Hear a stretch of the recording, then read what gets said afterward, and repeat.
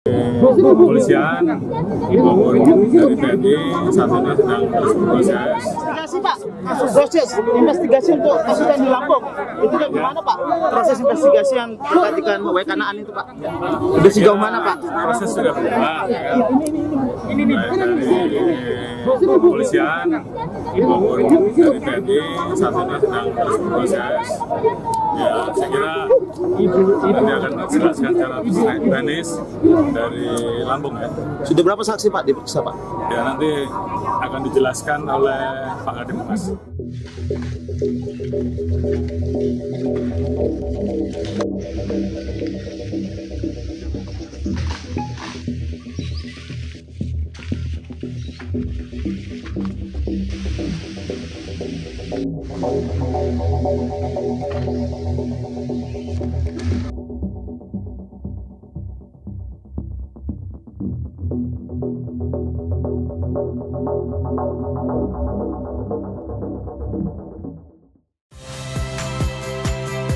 Saya Magister Tarigan.